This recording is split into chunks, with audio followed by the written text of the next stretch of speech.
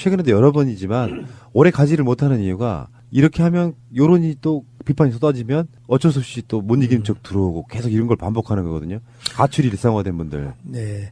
그러니까 야당이 상임위 보이콧도 하고 우리도 뭐 과거 그런 일이 있었으니까 그런데 그걸 할 때는 명분과 전략을 가지고 해야 되는데 지금은 홍준표의 매우 감정적인 그냥 네. 예를 들면 이번에 대표적으로 지금 강원랜드 수사를 세게 하니까 권선동에 대해서 우리 여당 의원들이 정당한 요구를 하고 있고 사법개혁 특위 염동열 의원 사개특위 위원 사퇴하라고 했는데 그것도 사퇴하지 않고 버티면서 아무튼 그렇게 버티면서 동시에 상임위 보이콧을 하는데 국민들이 동의가 안 되는 거지요. 이 권선동하고 염동열의 지금 수사받아야 할 위치에 있는 의원들이 그 사개특위라든가 법사위 위원장을 하고 있으니까 이건 과거에 김현 의원의 사례를 보면 세월호 국정조사위원으로 김현 의원을 기연히 파냈거든요. 당시에 여당. 그래서 그때에 비교하면 이미 권선동이라든가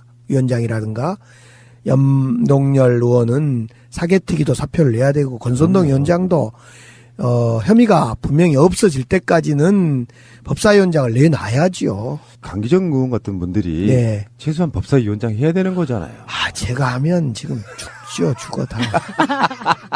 예전에 이런 일이 있었어요. 보통 법사위를 말입니다.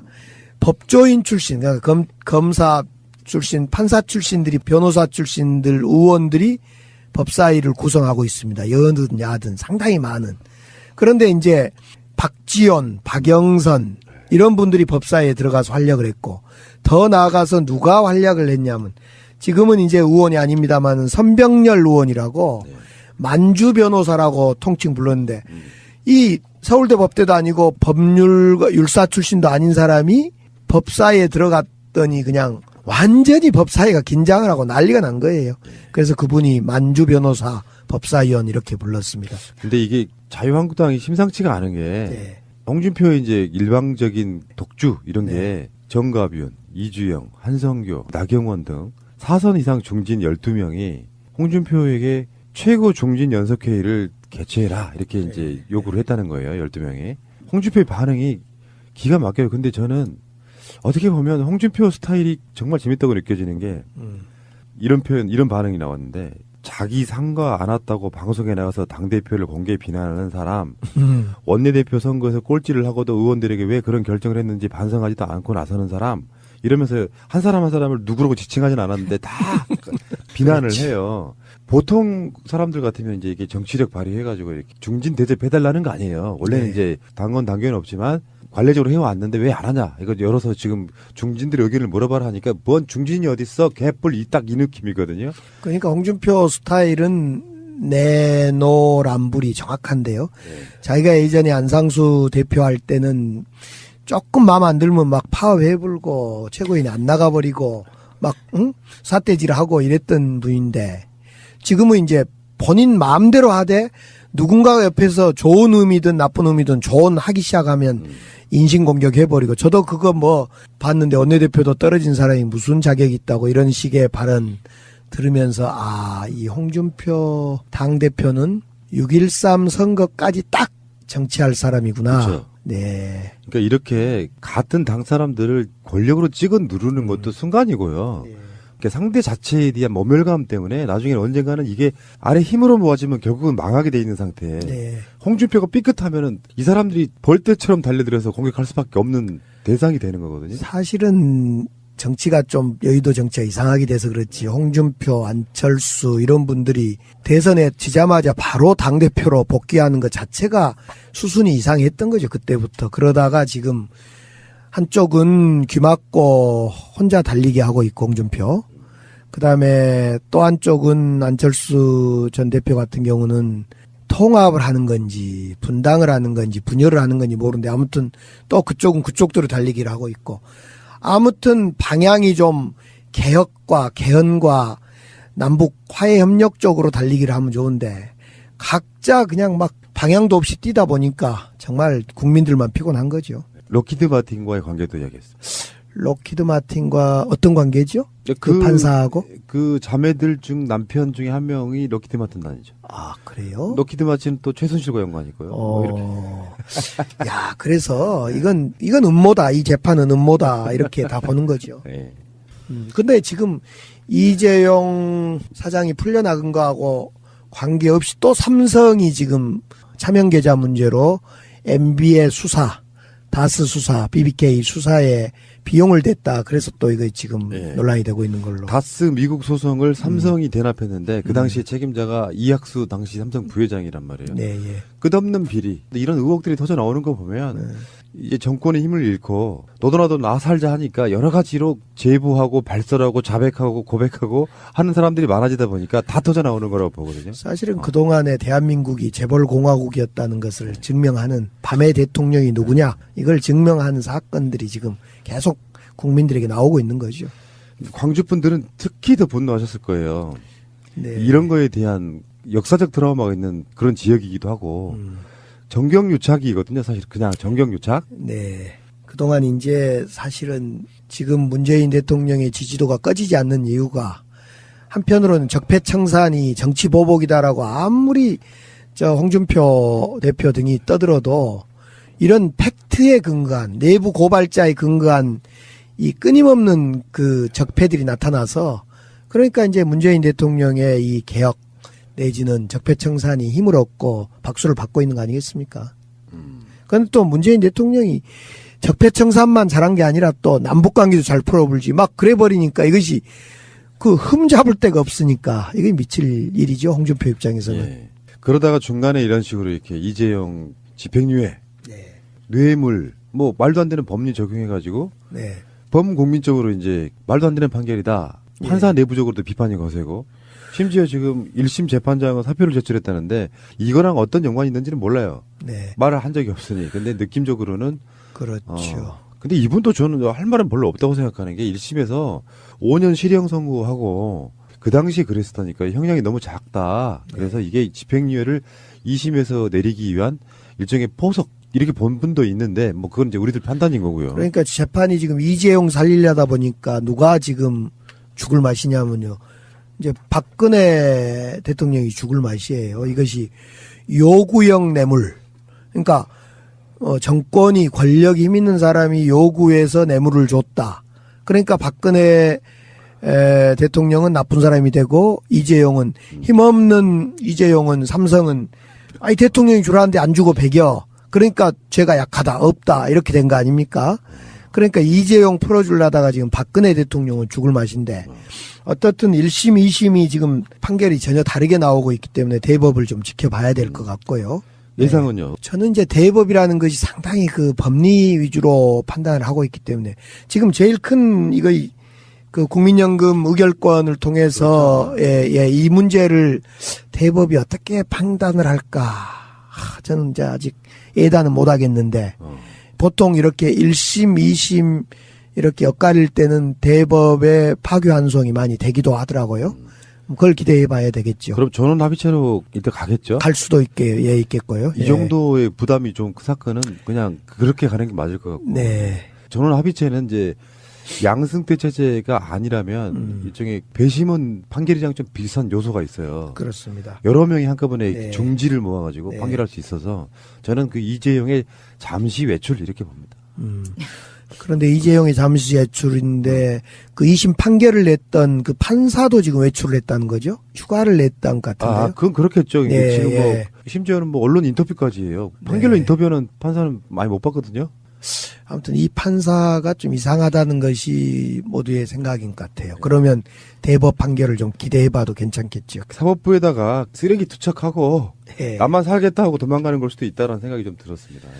검찰은 공수처라든가 수사권 조정을 통해서 견제가 좀 돼야 될 것 같고 사법부는 존중받고 존중받아야 됨에도 불구하고 정말 어쩔 때는 사법 판결이 아니라 사법 사형.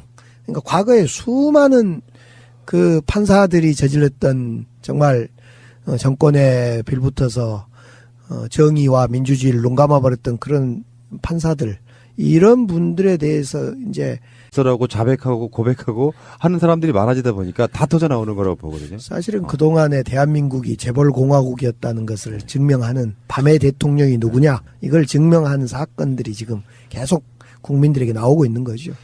광주 분들은 특히 더 분노하셨을 거예요.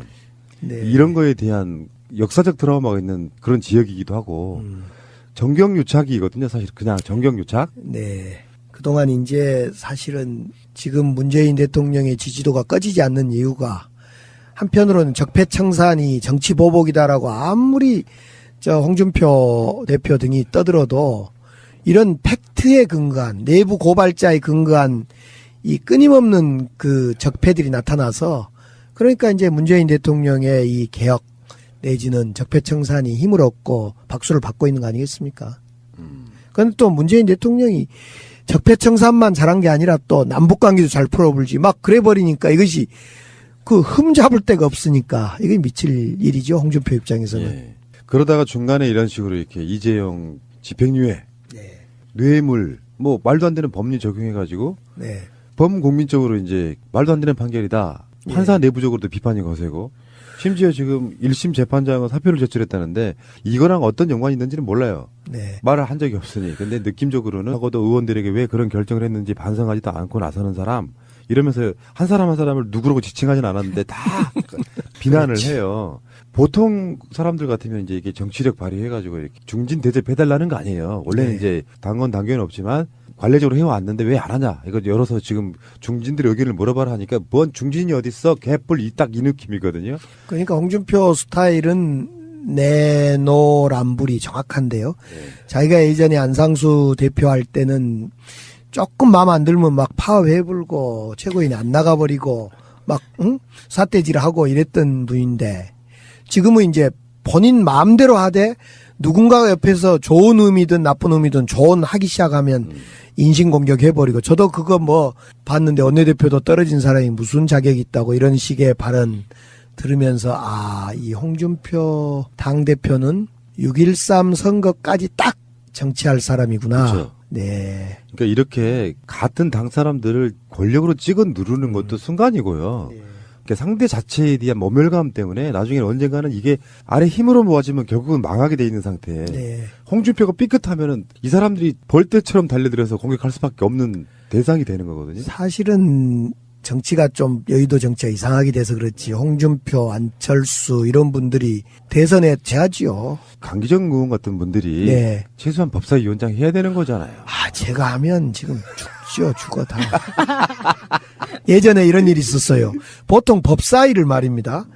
법조인 출신, 그러니까 검사 출신, 판사 출신들이 변호사 출신들 의원들이 법사위를 구성하고 있습니다. 여든 야든 상당히 많은. 그런데 이제 박지원, 박영선 이런 분들이 법사위에 들어가서 활약을 했고 더 나아가서 누가 활약을 했냐면 지금은 이제 의원이 아닙니다만 선병렬 의원이라고 만주 변호사라고 통칭 불렀는데 이 서울대 법대도 아니고 율사 출신도 아닌 사람이 법사위에 들어갔더니 그냥 완전히 법사위가 긴장을 하고 난리가 난 거예요.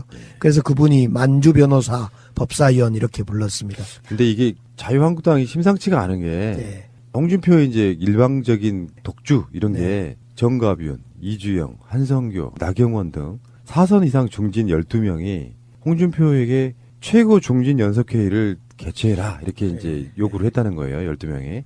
홍준표의 반응이 기가 막혀요. 근데 저는 어떻게 보면 홍준표 스타일이 정말 재밌다고 느껴지는 게 이런 표현, 이런 반응이 나왔는데 자기 상과 안 왔다고 방송에 나가서 당대표를 공개 비난하는 사람, 원내대표 선거에서 꼴찌를 되자마자 바로 당대표로 복귀하는 것 자체가 수순이 이상했던 거죠. 그때부터. 그러다가 지금 한쪽은 귀 막고 혼자 달리기 하고 있고 홍준표. 그다음에 또 한쪽은 안철수 전 대표 같은 경우는 통합을 하는 건지 분당을 하는 건지 분열을 하는 건지 모르는데 아무튼 또 그쪽은 그쪽대로 달리기를 하고 있고 아무튼 방향이 좀 개혁과 개헌과 남북 화해 협력 쪽으로 달리기를 하면 좋은데 각자 그냥 막 방향도 없이 뛰다 보니까 정말 국민들만 피곤한 거죠. 로키드 마틴과의 관계도 이야기했어요. 로키드 마틴과 어떤 관계죠? 그 판사하고? 그 자매들 중 남편 중에 한 명이 럭키드 마틴 다니죠. 아, 그래요? 럭키드 마틴은 또 최순실과 연관이고요. 뭐 이렇게. 야, 그래서 이건 음모다. 이 재판은 음모다. 이렇게 다 보는 거죠. 네. 근데 지금 이재용 사장이 풀려나간 거하고 관계없이 또 삼성이 지금 차명 계좌 문제로 MB의 수사, 다스 수사, BBK 수사에 비용을 댔다. 그래서 또 이거 지금 네. 논란이 되고 있는 걸로. 다스 미국 소송을 삼성이 대납했는데 그 당시 책임자가 이학수 당시 삼성 부회장이란 말이에요. 네, 예. 끝없는 비리. 근데 이런 의혹들이 터져 나오는 거 보면 이제 정권의 힘을 잃고 너도나도 나 살자 하니까 여러 가지로 제보하고 최근에도 여러 번이지만 오래 가지를 못하는 이유가 이렇게 하면 여론이 또 비판이 쏟아지면 어쩔 수 없이 또 못 이기는 척 들어오고 계속 이런 걸 반복하는 거거든요. 가출이 일상화된 분들. 네. 그러니까 야당이 상임위 보이콧도 하고 우리도 뭐 과거 그런 일이 있었으니까 그런데 그걸 할 때는 명분과 전략을 가지고 해야 되는데 지금은 홍준표의 매우 감정적인 그냥 네. 예를 들면 이번에 대표적으로 지금 강원랜드 수사를 세게 하니까 권선동에 대해서 우리 여당 의원들이 정당한 요구를 하고 있고 사법개혁 특위 염동열 의원 사개특위 위원 사퇴하라고 했는데 그것도 사퇴하지 않고 버티면서 아무튼 그렇게 버티면서 동시에 상임위 보이콧을 하는데 국민들이 동의가 안 되는 거지요. 이 권선동하고 염동열의 지금 수사받아야 할 위치에 있는 의원들이 그 사개특위라든가 법사위 위원장을 하고 있으니까 이건 과거에 김현 의원의 사례를 보면 세월호 국정조사위원으로 김현 의원을 기연히 파냈거든요. 당시에 여당. 그래서 그때에 비교하면 이미 권선동이라든가 위원장이라든가 염동열 의원은 사개특위도 사표를 내야 되고 권선동 위원장도 혐의가 분명히 없어질 때까지는 법사위원장을 내놔야